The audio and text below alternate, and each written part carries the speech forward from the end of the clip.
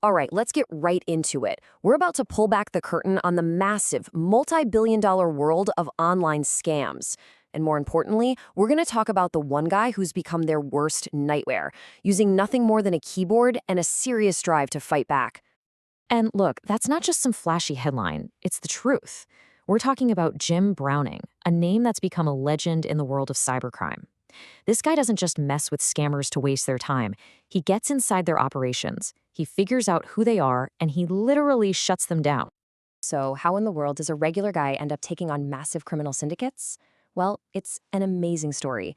And the craziest part is, he never meant for any of it to happen. It was basically a total accident, starting with a simple tech issue and, a whole lot of curiosity. So let's go back to the beginning. Let's talk about how this whole thing got started.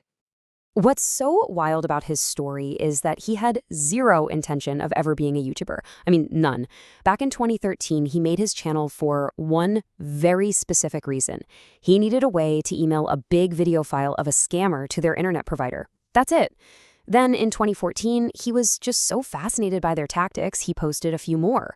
By 2015, he was shocked to see that people were actually watching. You fast forward to today, and he's known all over the world as the Godfather of Scambaiting. And this really shows you just how unplanned this all was. The name Jim Browning, it wasn't some cool, calculated spy alias. He literally just made it up on the spot when he had to create the YouTube account. He's even said he wishes he'd picked something a bit more clever. But hey, the name stuck. Okay, now we have to get into the real meat of his work, because what he does, well, it exists in a very, very murky legal gray area.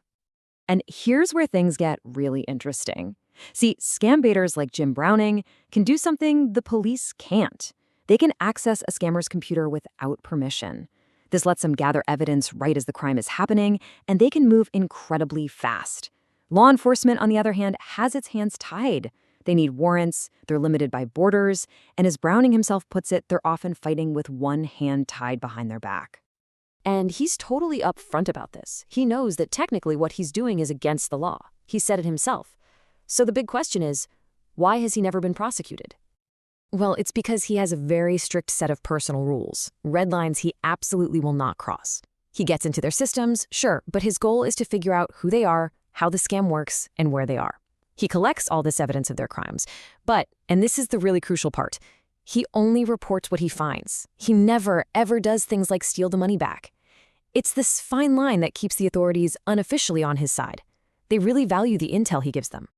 But his work also shines a massive spotlight on a much bigger problem, the system-wide issues that let these scams grow and thrive all over the world. I mean, you've probably asked yourself, why do so many of these scam calls come from India? Well, it turns out it's kind of a perfect storm of factors. You've got decades of legitimate call center experience there, so the tech and the know-how are already in place. You have a huge population of English speakers, and you have tons of cheap, replaceable labor. You mix all that with a history of police corruption in some areas, and suddenly you've got the perfect breeding ground for these massive scam operations. And this has got to be one of the most frustrating parts of this whole fight. Browning and other scam baiters, they'll hand over mountains of solid evidence to the police.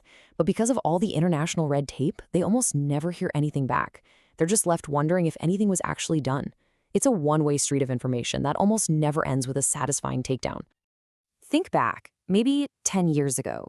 A typical scam was all about trying to trick you into buying like a $50 gift card. It feels almost quaint now. Today? Oh, it's a whole different ballgame.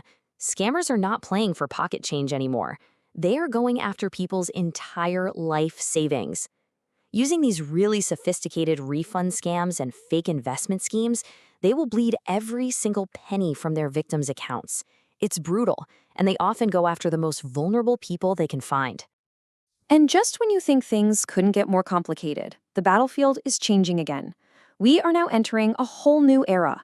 And it's all about artificial intelligence, which is becoming a weapon for both sides.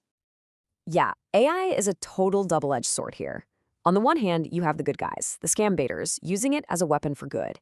You've got projects like Daisy, which is basically an AI granny designed to waste scammers' time at a massive scale, hitting their bottom line.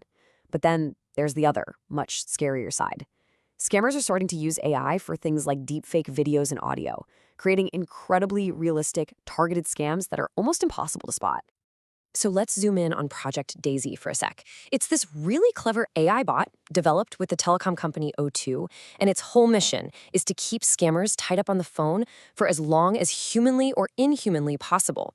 And to make it sound believable, they went straight to Jim Browning. He gave them thousands of hours of his own recordings of scam calls to train Daisy to sound like a real, convincing, and very chatty victim. And really, that brings us to the biggest question of all. With AI that can perfectly mimic the voices of our loved ones and deepfake videos that you just can't distinguish from reality, the line between what's real and what's fake is getting seriously blurry.